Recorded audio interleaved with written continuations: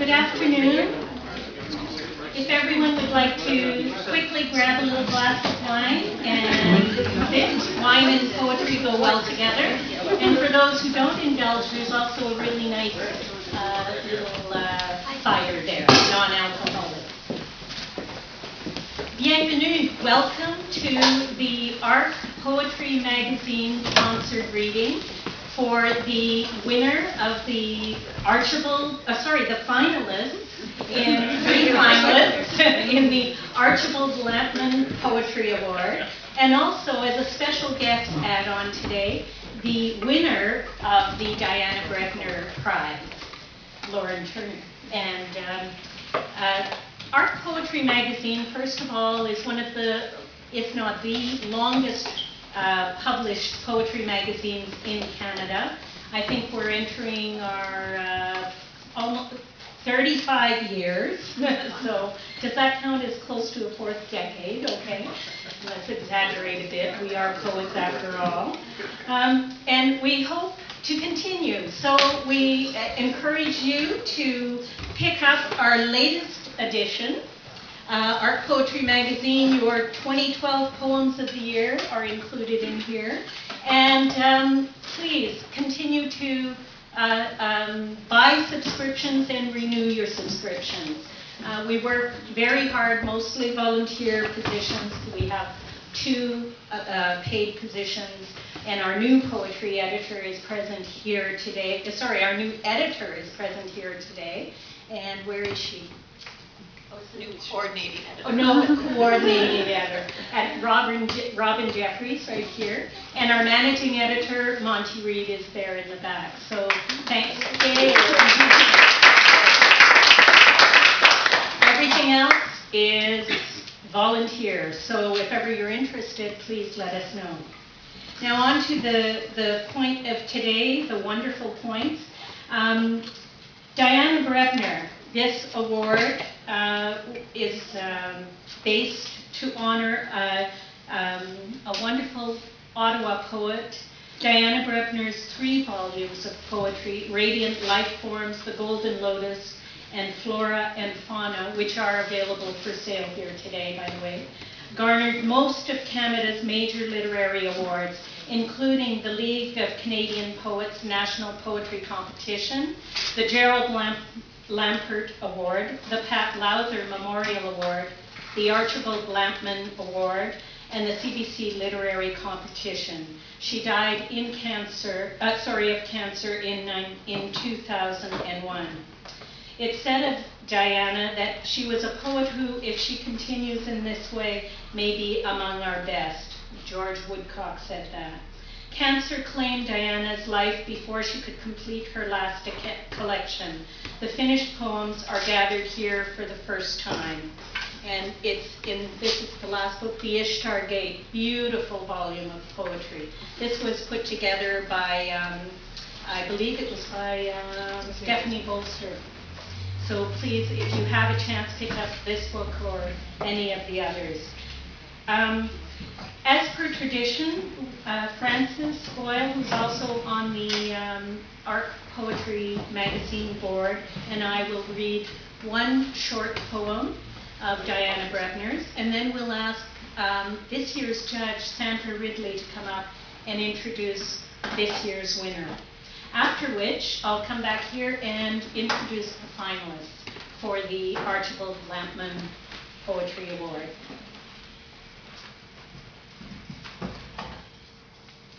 The trout.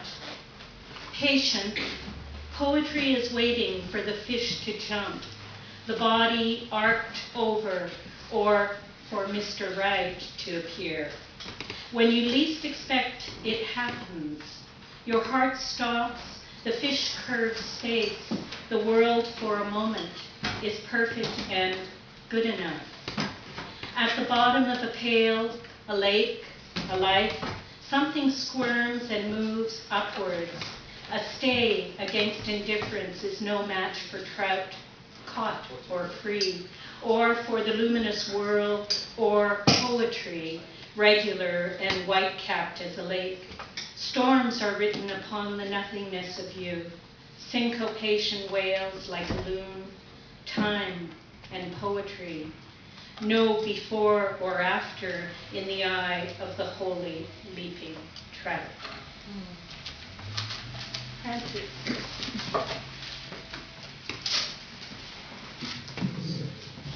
Thank you, Ruth. It's a pleasure to be reading Diana's work and the part of the line that I'm speaking into this properly?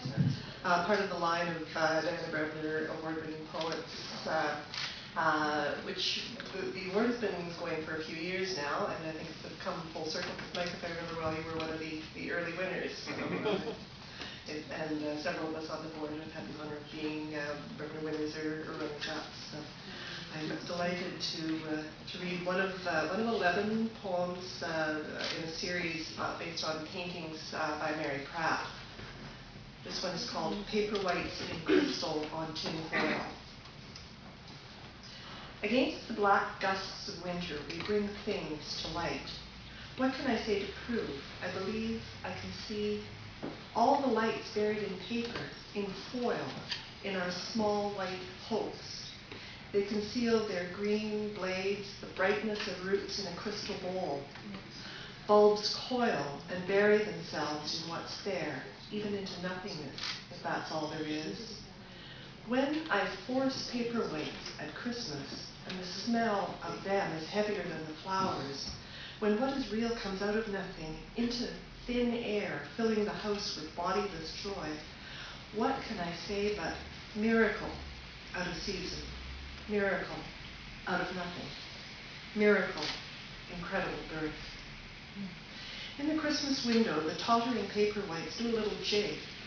In the glass split light, multiple blossoms sing their wild songs with strong breath, light-headed and simple-minded, which is what I'm glad to be when the years open up like a holiday door and I look into them clearly, expecting someone to be there, all years ahead or years ago, greeting me warmly, shaking snow.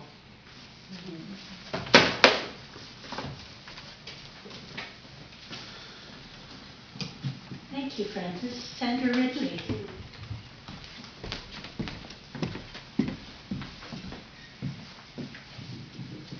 Well, it was a real pleasure to be able to judge the Diana Brebner Award this year.